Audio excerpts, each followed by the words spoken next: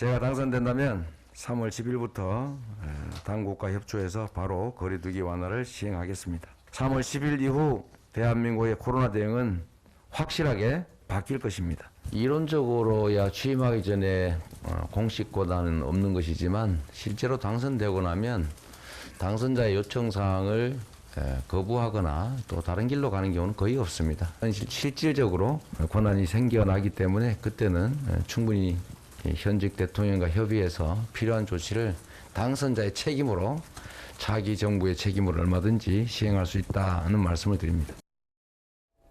이 후보 저 목소리 그대로입니다. 당선되면 12시 영업하다 걸려도 사면이다. 3월 10일부터 거리두기 완화할 것이다. 이런 얘기를 했는데 야당에서 바로 얘기를 했어요. 당선인 신분이 도깨비방망이를 가질 수 있냐 이런 비판을 좀 야당에서 한 것 같습니다.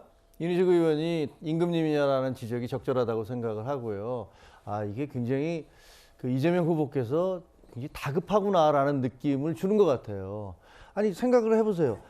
예를 들면 지금 12시까지 하는지 10시까지 하는 거리두기 완화하는 것들은 대통령이 하는 게 아니고 방역당국이 하는 거지 않습니까? 예. 그것은 의사들이라든가 전문가들의 얘기를 들어서 그 방역당국이 주체가 돼서 하는 건데 본인이 대통령 되면은 그런 방역당국과 상관없이 내 판단에 의해서 거리두기를 완화하겠다? 이게 얼마나 무책임한 얘기인지 그건 말이 안 되는 거라고 생각을 하고요. 그다음에 당선되면 12시 영업하다 걸려도 사면? 아니 대한민국은 법이 없는 무법국가입니까? 대한민국은 대통령 당선자가 얘기하면 그게 다 법이 되고 그렇게 마음대로 할 수 있는 나라입니까? 이거는 전 굉장한 말실수라고 생각이 들고요. 만약에 그것이 이재명 후보가 마음속으로 생각하고 계신 게 대통령 자리에 직에 대해서 본인이 생각하고 있는 것이 밖으로 나온 것이라면 그런 분을 저희는 어떻게 대통령을 뽑습니까? 임금님을 뽑는 게 아닌데 예. 법 질서를 대놓고 어기겠다. 내가 대통령 되면 당선자로서 차기 정권 됐으니까 현직 대통령은 못할 것이다. 이게 글쎄요. 이게 국민들에게 과연 납득이 되고 소구력이 있을까요? 저는 아닐 거라고 봅니다. 이도항 의원님, 김종혁 국장 말씀하셨던 권한도 없는데 공수표 날린 거 아니냐 이 부분에 대해서 어떻게 생각을 하세요? 그러니까 법률적 권한이 없는 건 사실이나 예. 사실 도의적 권한이라는 게 생기는 거죠. 그래서 충분히 당선자의 신분으로 그러한 주장들을 할 수 있다고 생각하고요. 그다음에 이재명 후보가 다급하다고 얘기하시는데 사실 그 다급한 이유는요. 소상공인과 자영업자의 이 손실이 지금 눈두덩이처럼 불어나고 있는 상황이고 예. 그것 때문에 실제로 굉장히 어려움 속에 처해 있기 때문에 그 다급함을 대변하고자 지금 다급한 조치들을 내리고 있는 것이거든요. 그러니까 5월 공식 취임까지 기다릴 수 없다 이 말씀이십니까? 네, 그리고 지금 방역당국과 지금 소상공인 자영업자의 이해관계가 어떻게 보면 충돌하고 있는 것이어서 예. 국민 건강 측면에서도 그렇고 소상공인과 자영업자의 어떤 이 생계를 위해서도 그렇고 충돌하는 지점에서는 정치인이 정치적으로 판단할 수 있다라고 하는 겁니다. 예.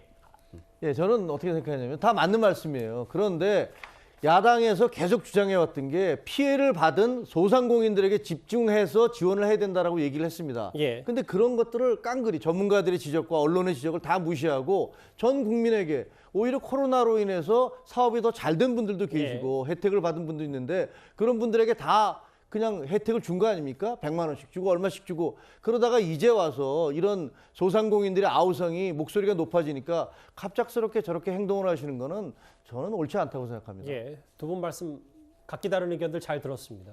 그런데 오늘 긴급 기자회견에서 이재명 후보 이런 해프닝도 있었습니다. 영상부터 만나볼까요?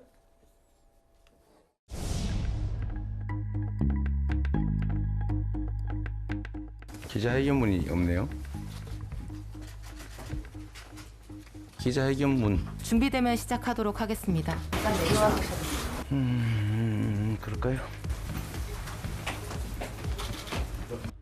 지금부터 이재명 후보의 오미크론 대응 관련 기자회견을 시작하겠습니다. 회견문 낭독 이후에 관련한 질의응답 진행하고 이제 그 누구도 버틸 수가 없습니다. 미안합니다. 이게 지금 문서들이 막 이엉켰네요. 이 아침에 이게 지금 사실 대선 코앞에 두고는 작은 부분 하나도 여러 가지 이제 공방들이 있는데 왜 이 영상이 여러 좀 논란거리가 되냐, 저 이현정 의원님. 네.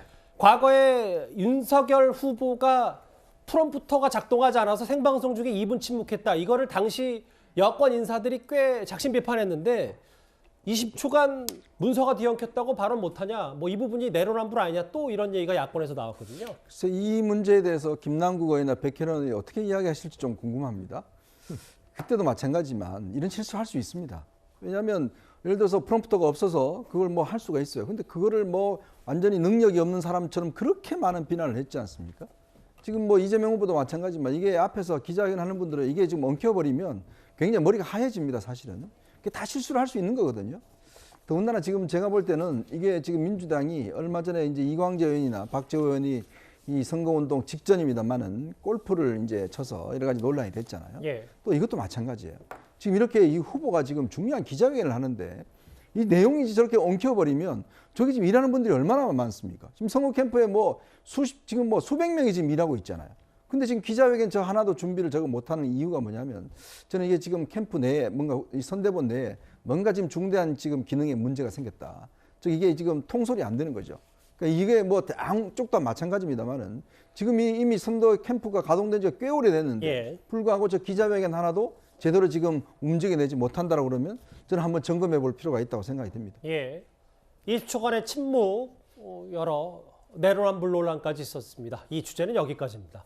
다음 주제는 현장 유세전만큼이나 치열한 양 후보의 검증 얘기를 이제부터 해보겠습니다.